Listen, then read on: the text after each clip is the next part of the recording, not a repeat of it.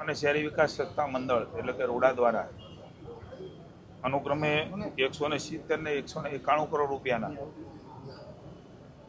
લગભગ 362 કરોડ રૂપિયાના લોકાર્પણ અને ખાતમુહૂર્તનો કાર્યક્રમ માનની મેયરશ્રી, માનની ભારતીય જનતા પાર્ટીના અધ્યક્ષ માધવભાઈ, સન્માનની ધારાસભ્યશ્રીઓ બેન શ્રી ભાનુબેન, દર્શિતાબેન, ભાઈ શ્રી ઉદયભાઈ કાનગઢ, ભાઈ શ્રી રમેશભાઈ ટીલાળા, જિલ્લા પંચાયતના અધ્યક્ષ, મહાનગરપાલિકાના સૌ પદાધિકારી, સૌ અધિકારીની વિશેષ ઉપસ્થિતિની અંદર રાજકોટની અંદર એક સાથે 362 કરોડ રૂપિયાના કામો, લોકોની માળખાકીય સુવિધાઓમાં વધારો થાય એમના માટે આજે રાજકોટ ખાતે કર્યા છે. માનનીય મોદી સાહેબના નેતૃત્વની અંદર વિકાસની યાત્રાઓ, માળખાકીય સુવિધાઓ આપવાની જે શરૂઆત થઈ માનનીય ભૂપેન્દ્રભાઈ પટેલના નેતૃત્વની અંદર, માનનીય નાયબ મુખ્યમંત્રી હર્ષભાઈના સહયોગથી આ અવિરત યાત્રા કે શરૂ રહી છે ત્યારે મને આનંદ છે કે માત્ર એટલું જ નહીં, આવનારા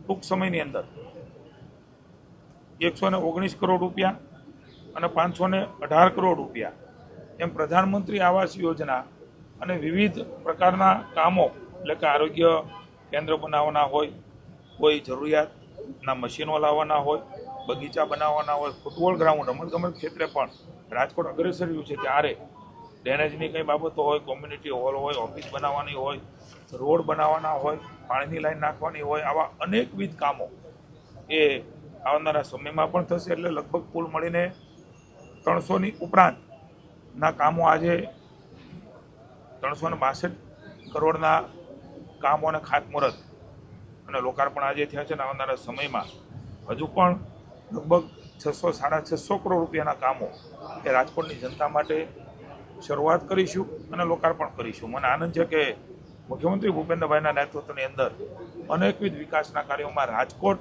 એ પણ પાછળ નથી. આવનારા સમયની અંદર પણ રાજકોટની જનતાની સુખાકારી માટે ભારતીય જનતા પાર્ટીનું શાસન, કોર્પોરેશનનું શાસન એ કટિબદ્ધતા સાથે આગળ વધવાનું. કોંગ્રેસની વિકેટો તો એમના રાજકોટના નેતૃત્વની અંદર સતત પડતી આવી છે.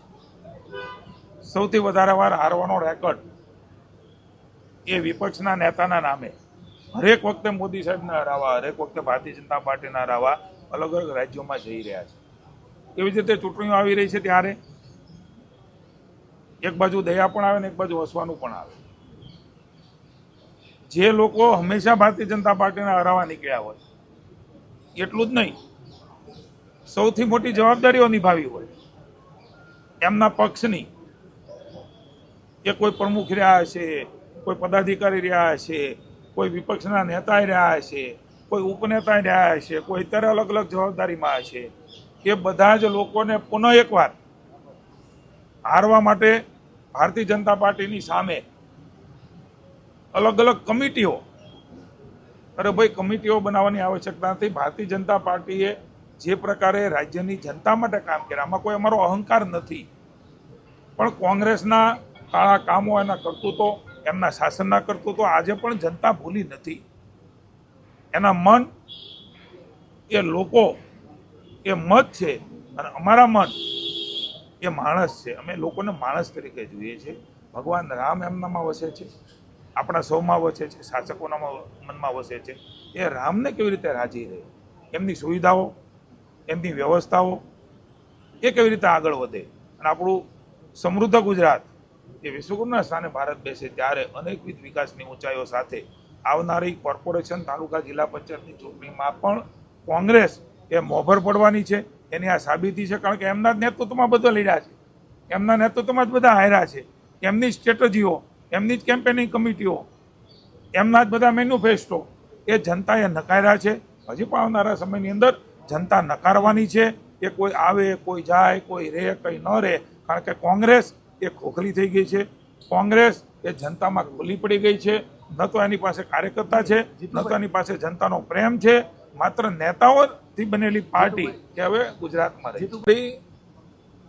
રાજ્યના નેતાઓની પણ કરી, કોઈને સ્વૈચ્છિક રીતે કંઈ પણ રાજનીતિમાં નિર્ણય લેવો હોય જાહેર જીવનમાં એ વ્યક્તિગત રીતે લઈ શકતા હોય છે, પણ ભારતીય જનતા પાર્ટીને કોઈ આવે કે કોઈ જાય આ કોઈ નવા નથી.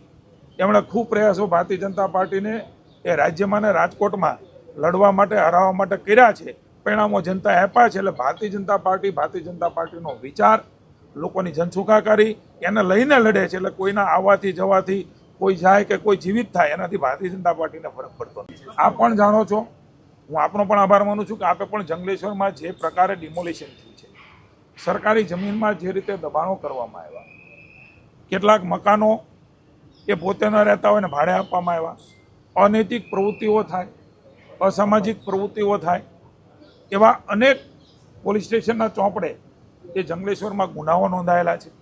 આ જંગલેશ્વર, હું એમ કહું છું કે જંગલને ઉખાડવાનું કામ એ માનની ભૂપેન્દ્રભાઈના નેતૃત્વની અંદર, હર્ષભાઈના નેતૃત્વની અંદર કોર્પોરેશનની ટીમ દ્વારા થયું છે. આ અટકવાનું નથી, કારણ કે ભારતીય જનતા પાર્ટી એવું માને છે કે લોકોની સુખાકારીમાં નડતા લોકો હોય, અસામાજિક તત્વો હોય, સરકારી જમીનના દબાણો કર્યા હોય, આ યાત્રા અવિરત આખા રાજ્યમાં ચાલુ રહેવાની છે. આ જંગલેશ્વરનું જંગલ કાઢીને રાજકોટની જનતાને શાંતિ આપવાનું કામ એ કોર્પોરેશને કર્યું છે. રાજ્ય સરકારની ઈચ્છા શક્તિથી થયું છે. ત્યારે કોર્પોરેશનની ટીમને અને રાજ્ય સરકારમાં ભૂપેન્દ્રભાઈને અને ભાઈ હર્ષભાઈને અભિનંદન આપું છું. Thank you. સાંજ સમાચાર ફેસબુક પેજને લાઇક કરો, વિડીયો શેર કરો અને વધુ વિગતવાર સમાચાર માટે sanssamachar.net વિઝિટ કરો.